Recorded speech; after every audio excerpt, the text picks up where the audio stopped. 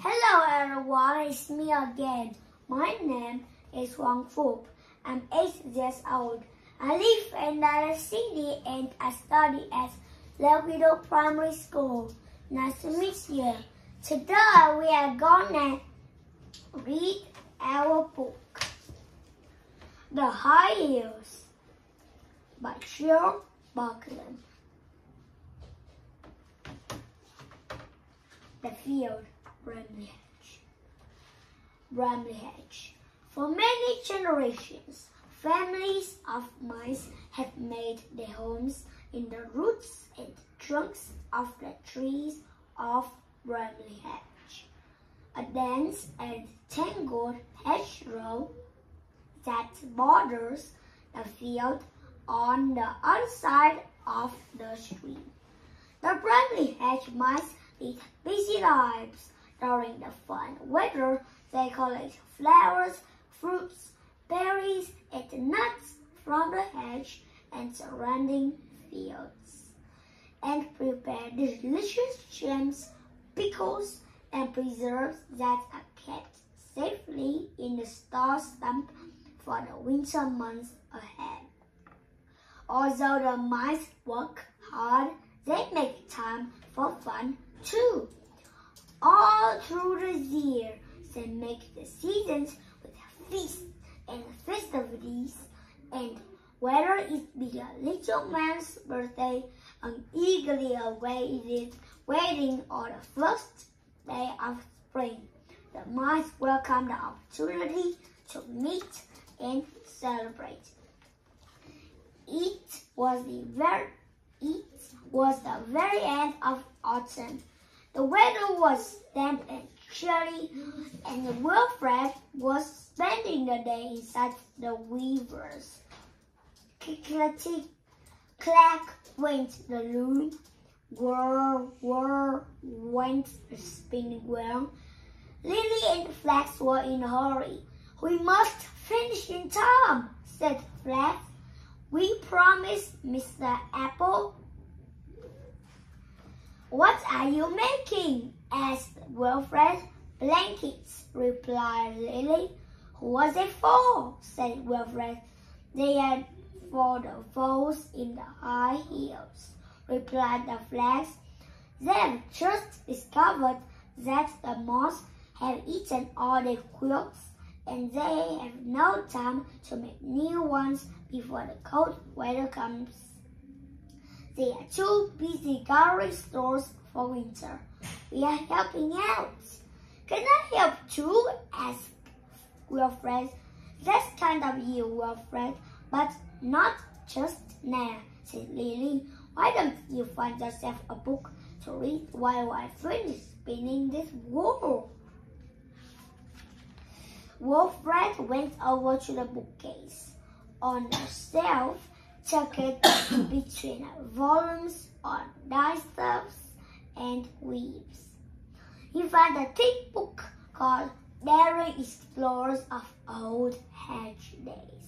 He settled himself comfortably and began to turn the pages. Sir Hawkwood Allham, he read, determined to conquer the highest peak of the high hills, for there he knew he would discover gold. Alone he sets forth, take in his trusty pack all he needed to survive the rigorous journey. Throughout that set entrance, the whir of the spinning wheel became the swoosh of eagle wings, the clatter of the loom, the sound of falling rock, and the rise of red on the window, sugars from the depths of some forgotten cave. Was there really gold in the hills beyond Bramley Hedge? He wondered. Sir Leodore's land. It was his mother come to fetch him home for tea.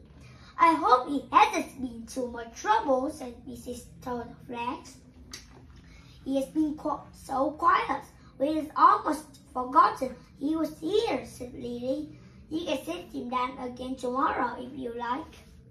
Lily and Flax were already hard at work When Wilfred arrived the next morning, he settled down by the window again to read about Sir Hawkins Hound and his intrepid shoot for gold. The morning flew past, and by the time Mr. Apple arrived to collect Wilfred, Flash and Lily had almost finished the class. "I'm sorry we couldn't smash the yellow," said Flash. "We've used the last of Grandpa Blackthorn's licking, and no other dye will do." "Never mind," said Mr. Apple. "It's the blankets they need. We will take them up to the hills tomorrow." "The hills?" repeated Wilfred. "Are you really going up to the high hills?" "Yes," replied Mr. Apple. "Why? Can I come?" Wilfred asked desperately. "Please say I can." "Oh, I don't think so," said Mr. Apple. "It's too far.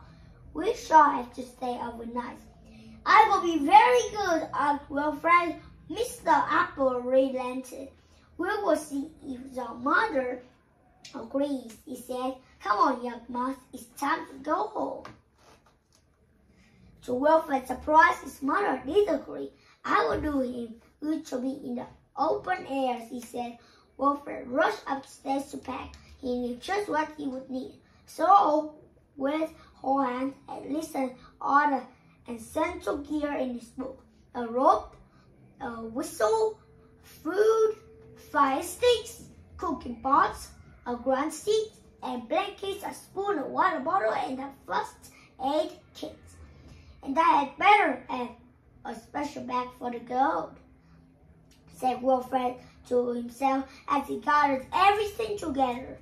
He went to bed straight after supper. It was a long way to the high hills, and to get the vows hung by dusk, they would have to make an early start. Next morning, soon after dawn, Flax, Lily, and Mr. Apple called for Wilfred. They were carrying bags on their backs full of cloth and blankets, and there were honey and cheese and a pudding for the vows from Mrs. Apple. Wilfred hurried down the stairs. "Whatever have you got there?" asked Flax. "It's my essential gear," explained Wilfred. "You would be needing a cooking pot." "I've got some sandwiches," said Mr. Apple. "But I must take everything," said Wilfred. His lip began to quiver. "How can I find gold without my equipment?" "You will have to carry it then," said Mr. Apple. "We can't manage anymore." The first part of the journey was easy. The 4 miles went up the hedge, past grey marble cottages, the star stump, and old oak palace. Then they ran in the weavers' cottages and arrived at the bank of the stream. Carefully, they picked their way over the stepping stones and clambered up into the buttercup meadow. Wilfred strode through the grass, occasionally lifting his paw to gaze at the distant peaks. Beyond the blue bare woods, he could see the path begin to climb. Mr. Apple looked back. "How's my young explorer?" he said. "Ready for lunch?" "Oh, please," said Wilfred, easing up his pack with relief. The mice ate their picnic and enjoyed the late autumn sunshine, but soon it was time to go on. All through the afternoon they walked. The path became steeper and steeper, and when they looked behind them, they could see the fields and woods and hedges spread out far below.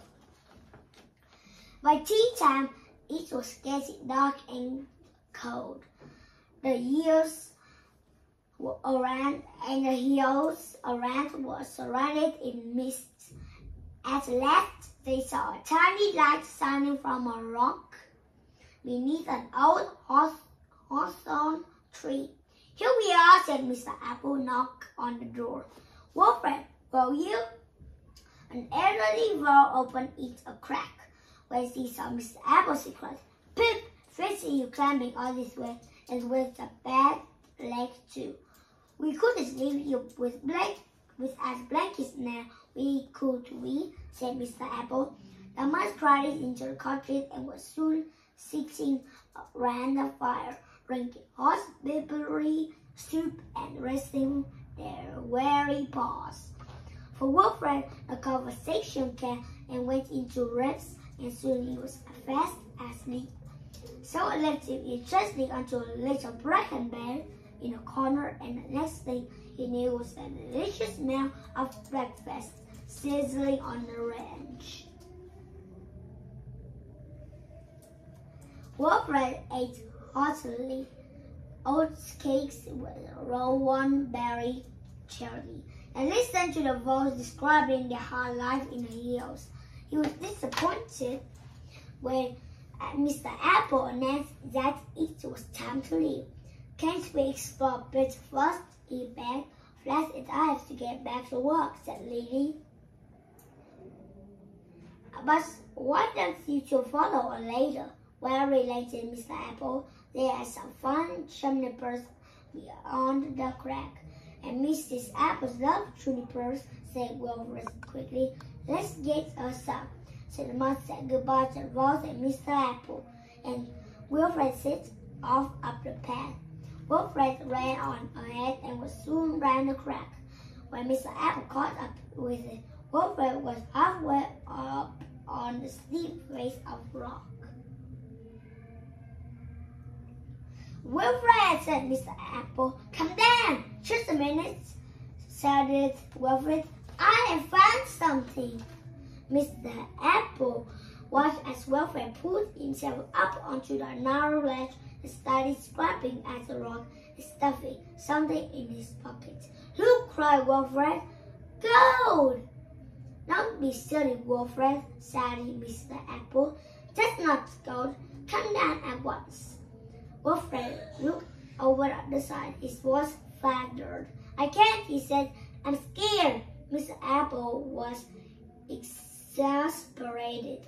Wait there, he said. Slowly he climbed the steep rocks, carefully placing his paws in the clefts of the stones. The ledge was very narrow. We will edge along this way. Perhaps the two paths will meet, he said. We certainly can't go down the way we have came up. As they walked cautiously along the ledge, an ominous mist began to rise from the valley. If we only had some rope, we ought to rope ourselves together. Wilfred put his paw in his bag and produced the rope. Mr. Apple tied it carefully round Wilfred's middle and then round his own. And it was just as well, for a few minutes later they were engulfed in a thick white smoke. Turn to the rock face, Wilfred. We will ease our way along, one step at a time. They went on for a long time. Then they took a rest. As they sat on the wet rock, the mist padded for a few seconds, just long enough to show a deep, strange valley below. Mr. Apple was worried. He had no idea where they were. It looked as though they would have to spend the night on a mountain. It would be very cold and dark, and all he had in his pocket were 2 sandwiches the Rose had given him for the journey down. His leg was very stiff and sore too. What was to be done? He explained the situation to Wilfred. It's all my fault, said Wilfred. I didn't mean to us to get lost. I just wanted to find gold like Sir Hogwarts. Never mind, said Mr. Apple. We must look for some way to spend the night. Short way along the path, the ledge became a little wider. Under an overhang of a rock, a small cave ran back into the mountainside. Look, cried Wilfred, slinging his back inside base camp. Mr. Apple sat gingerly on the damp moss at the mouth of the cave. Everything felt damp: his clothes, his whiskers, his handkerchief. I wish I had brought my pipe, We could have made a fire, he said. Never mind, I will hurt it just and try to keep warm. But Wilfred was busy stretching his back again, asking the fire sticks and the tinderbox. I see there some rye wood at the back of the cave, he said enthusiastically. Wilfred, cried Mr. Apple in admiration, you are a real explorer. Soon they had a cheerful place on the ledge outside the cave. Wilfred brought the 2 blankets and the mice wrapped themselves snugly while they closed right in front of the fire. The little kettle was filled from the water bottle, and promptly Wilfred set out a feast of bread and cheese and honey cake. You know, said Mr. Apple, as he sat back against the rock, I haven't enjoyed a meal so much for years. To while away the time, Mr. Apple began to tell Wilfred stories of his adventures young. And as they talked, the mist gradually cleared and a starry sky spread out above them. All was quiet but the murmur of a stream which ran through the valley below like a silver ribbon in the moonlight. Warmed by the fire, they became rosy and soon fell asleep. Ooh, the story log. 1, 2, 3, 4, 5, 6, 7, 8, 9. What? 2.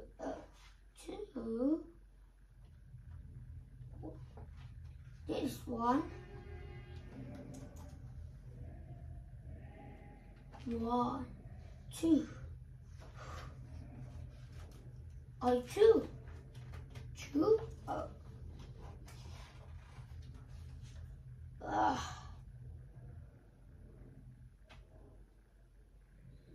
4 pages. It's really long, so let's read. The next morning they were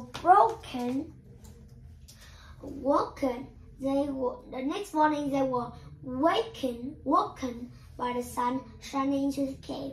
It's a beautiful day, called Wilfred, peering over the ledge, and I can see past down the mountain. Mr. Apple sat up and stretched his leg. It was still hot. Well, we'll have to go down slowly, I'm afraid, he said. It's so late, said Wilfred. I can help. And he brought out a jar of comfrey ointments from his first aid case. He packed up and set off down the path. Mr. Apple did the best he could, but his leg was very painful. They managed to get as far as the stream, but they stopped just on a boulder with a sigh. I can't go any further, he said. What are we to do? The 2 mice sat in silence and watched the water swirl past the bank. Don't worry, said Wilfred, trying to be cheerful. We will think of something. So he jumped up. I've got it, he cried excitedly. We will sail down the stream. He ran to the bank and with his ice axe, he hooked out some large sticks that had caught behind a rock in the water. Using his stroke to lash them together, he made a raft. Come on, said Wilfred, we will shoot the rapids. Are you sure this is a good idea? Said Mr. Apple. Wherever we end up, don't worry, said Wilfred. It's all going to be all right. Carefully, they climbed onto the raft. Mr. Apple let go of the bank and they were off. They were swept to the middle of the stream as it raced down the mountainside, twisting and turning, sweeping and splashing, careening over rocks and cutting through deep banks. My hat, started Wilfred. I've lost my hat. Never mind that, cried Mr. Apple. Just hold on tight. There's a boulder ahead.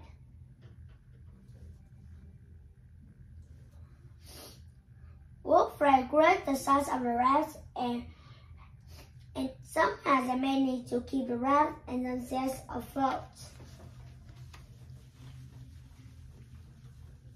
The stream Dusty was ferrying a party of mice over to the Buttercup Meadows when he suddenly caught sight of a small red ant floating along the coast. "Look, say," he shouted, all my speed over the side of the boat. "It's Wilfred has," cried at Mrs. Toadflax. "Whatever can have happened to him? Can he swim?" asked Mrs. Apple anxiously. Meanwhile, Wilfred and Mr. Apple were beginning to enjoy their trip on the river. The ground had leveled out and the space of the stream had become chancellor. They looked about them with interest. "Wilfred," cried Mr. Apple, "can you see what I can see?" The truth is our world away. Wilfred stared at the bank. "It is," he said, "and this is the old oak palace and the hornbeam. This is our stream." As they rounded the bend, they saw brightly hatched mice climbing out of the steamboat. At the very same moment, Mrs. Apple looked up and cried, "Look, look, there they are." The mice turned in amazement. The raft was almost abreast of them. "Quick," said Dusty, "cast out of this rope and I will haul you to shore." As the two mice climbed out of the raft and up onto the bank, they all hugged each other. "Wilfred, you are so safe! You are safe!" cried Mrs. Toadflax. "My dear, what happened has happened to your leg," said Mrs. Apple. Lord Woodmouse took charge. "Come on, everybody," he said. "Let's get these travelers on and dry, and then we can hear the full story." The mice had made their way along the hedgerow to the hornbeam tree, so everybody was sitting round the fire, eating cake and drinking a corn coffee. "Now tell us exactly what happened, Old Flax." "Well, it's my fault," explained Wilfred again. "I was looking for gold and I got stuck. Mr. Apple had to rescue me and then we got lost. And Mr. Apple's legs hurt so much we had to come back on the raft." "Did you find any gold?" interrupted Primrose. "No, only this silly old dust," said Wilfred, pulling the bag out of his pocket. Flax and Lily gasped. "Wilfred, that's not dust. That's Grandpa Blackthorn's lichen. It's very rare. You are clever. Wherever did you find it?" Primrose ran to fetch some paper and Wilfred proudly drew a map so that they could find the place again. "And when we go, you shall come with us, Wilfred," promised Lily. Mr. Apple was tired and soon he and Mrs. Apple went home to Kerbapple Cottage. One by one, the visitors drifted away. It was time for the explorers to go to bed. Wilfred followed his mother up the stairs. "What adventures," he said, watching his face and paws and helping him take off his muddy dungar.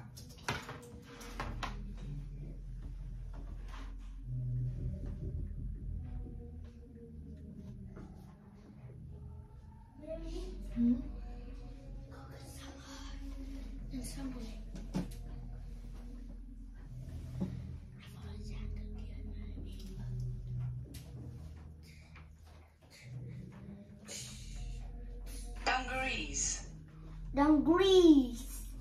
Wilfred climbed into his bed as his mother tucked him in. He thought of his nut beneath the stars and snuggling down under his warm blankets. He was soon fast asleep. Goodbye, friends. See you later.